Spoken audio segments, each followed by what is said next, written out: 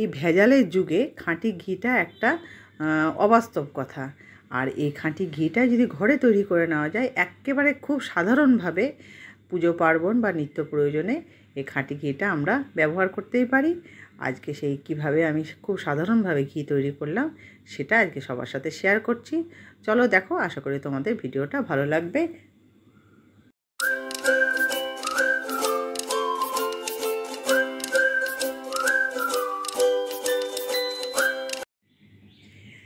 গ্যাসের ওভেনে একটা কড়াই বসিয়ে দিয়েছি, পরিষ্কার কড়াই। আর আমি 5-6 দিন দুধের সরটাকে জমিয়ে ফ্রিজে এটাকে জমিয়ে রেখেছিলাম।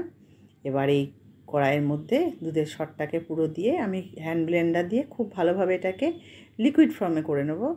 অনেকে মিক্সিতেও ব্যবহার করতে পারো বা শিলে বাটতেও পারো, কিন্তু আমার মনে হয় এটা সবথেকে ভালো পদ্ধতি। আর এটাতে নষ্টটা কম হয়। আর এটা এমন কিছু মানে সাংঘাতিক কিছু না যে এটা শিলে মানে খুব মিহি করে বাটতে হবে।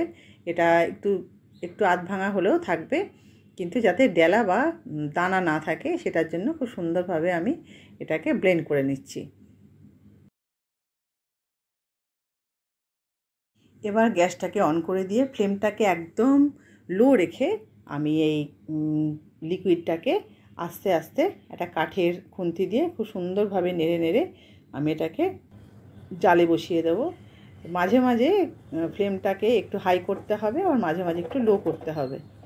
যখন হাই করে যখন ফুলে উঠবে তখন আবার ওটাকে লো করে দিয়ে যাতে সাইডটা যাতে পুড়ে না যায় এভাবে খুব সুন্দরভাবে ভালো করে নেড়ে নেড়ে এটাকে আমি দুধের এটাকে কনসেন্ট্রেট করতে বসিয়ে দিয়েছি।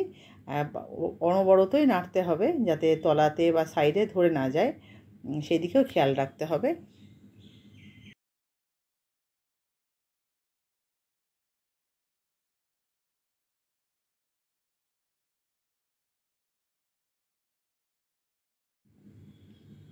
এবার গ্যাসের ফ্লেমটাকে একটু মিডিয়াম করে আমি এটাকে ভালো করে সুন্দরভাবে নেড়ে নেবো। আর সাইডটা বারবার করে আমাকে মাঝখানে আনতে হবে যাতে কোনো রকমভাবে তলাটা বা সাইডটা লেগে না যায়। সেটার জন্য আমাকে খুব হালকা হাতে সুন্দরভাবে নাড়তে হবে। একটু ধৈর্য ধরে এটাকে তৈরি করতে হবে। ধৈর্য ধরে তৈরি করলে বলে সবুরের ফল মিঠা হয়। দেখো ধৈর্য ধরে তৈরি করেছি বলে দুধটা একদম অনেকটা কনসেন্ট্রেট হয়ে গেছে দুধের সরটা। আর সাইডে সাইডে কিন্তু সরটা ঘিটা উঠে আসছে। এবার খুব মানে মনঃসংযোগ দিয়ে এটা করতে হবে। খুব লো ফ্লেম করে আস্তে আস্তে ভালোভাবে নাড়তে নাড়তে দেখো দুধের সর থেকে ঘি অলরেডি বেরোতে লেগে গেছে।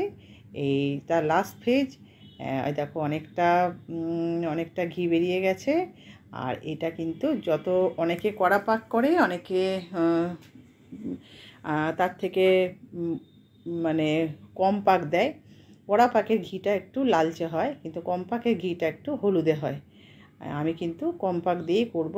বেশি কড়া করলে হয়তো পুড়ে যাবে বা গন্ধ চলে আসবে। এই দেখো ঘি অলরেডি বেরিয়ে গেছে। আর এইটাকে বলে কাঁখি। এইটা যে সরটা অবশিষ্ট ছিল সেটা থেকে সর বেরিয়ে বেরিয়ে ওটা ঘিটা হয়ে গেছে। এই দুধের সরটা 5 দিন মতো দুধের সরটা আমি জমিয়েছিলাম, তার থেকে প্রায় 100 গ্রাম মতো আমি ঘি পেয়েছি। এইভাবে ঘিটা আস্তে আস্তে বেরোবে।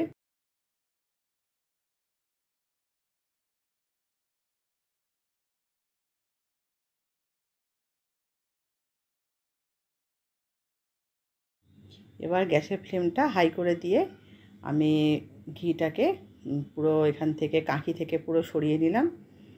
সরিয়ে নিয়ে এই কাঁকিটাকে একদম সাইডে করে দিলাম। এবার আস্তে আস্তে একটুখানি রেখে দিতে হবে যাতে কাঁকি থেকে সম্পূর্ণ ঘিটা কড়াইয়ের তলায় জমা হয়।